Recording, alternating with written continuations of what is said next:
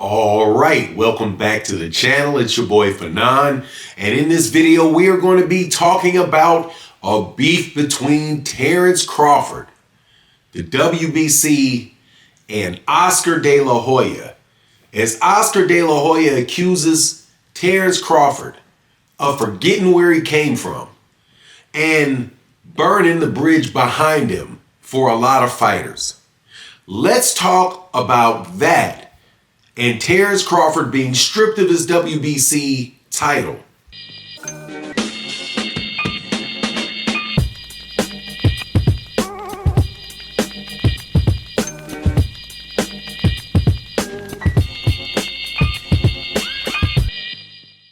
All right, welcome back to the channel. It's your boy Fanon, and in this video we're going to be in the 168-pound division, where some big news took place this week when the WBC stripped Terence Bud Crawford of his 168-pound championship because he declined to pay sanctioning fees.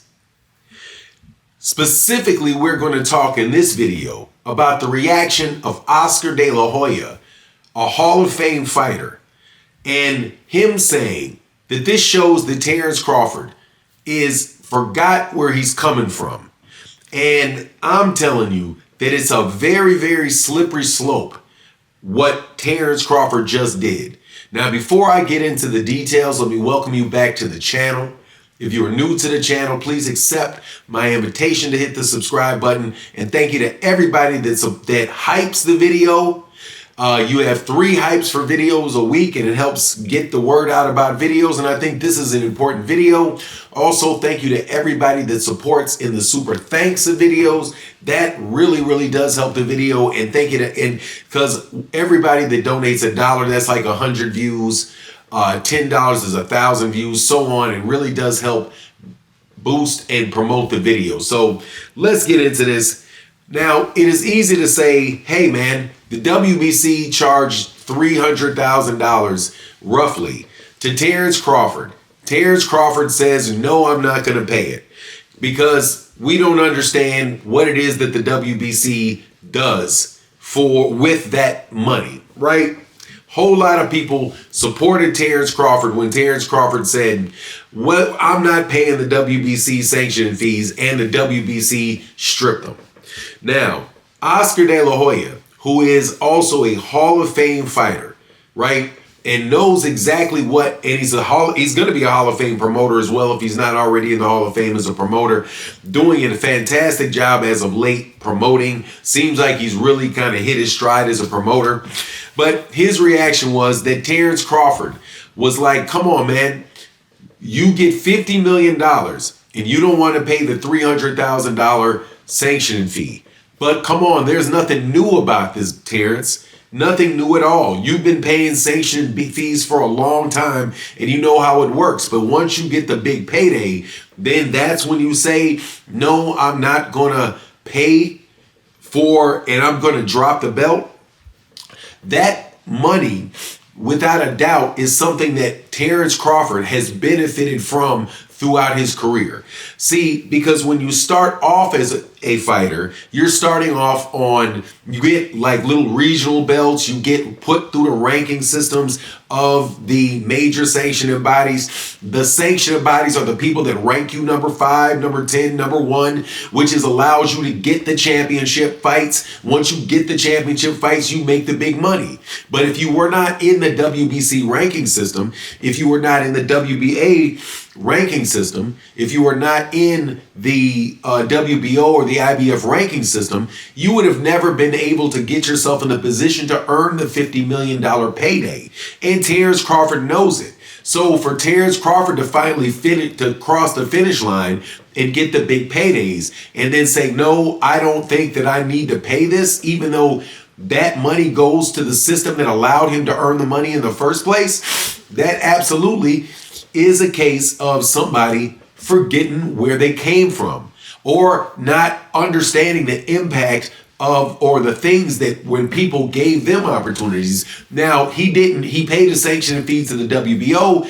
He paid a sanctioning fee to the IBF, to the WBA, and my understanding is that the issue was the amount of the payment, not that Terence Crawford didn't want to pay anything at all. So I don't think that this was some grandstanding thing where Terence Crawford is looking forward into the future and saying, I'm not going to be paying sanctioning bodies any money, because he was willing to pay some money to them.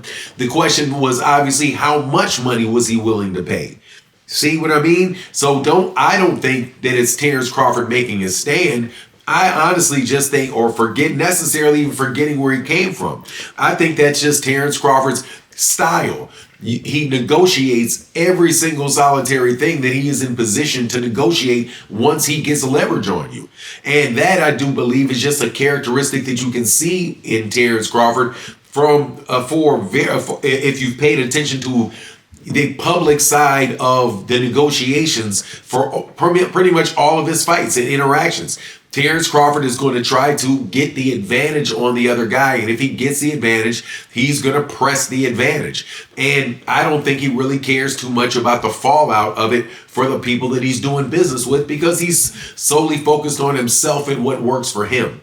However, when you start signaling to fighters that they should not pay sanctioning fees once you cross a certain line, certain threshold, that is playing into it. I'm not saying he's doing it consciously, but I'm saying that does play into what Turki Al-Sheikh and the guys that pay Terence Crawford are trying to do, which is to tear down the sanctioning bodies and build up this TKO boxing, Zufta boxing, where they can get these fighters in there for low salaries, and they don't have to, and it's, a low pay, fight by fight, low pay, and relative to the money that you can make in an open market. They want a very closed market, and they want fighters that be able to have where the managers and the promoters are basically all the same person, right? That works with them, but because they can't do that if they have to use sanctioning bodies to put fights forward. So what they're doing is they're trying to pass a Muhammad Ali Revival Act, which will allow that model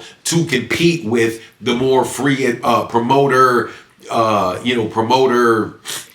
sanctioning body setup that we have right now. But at the end of the day, it is what it is. Boxing is going to be what it's going to be.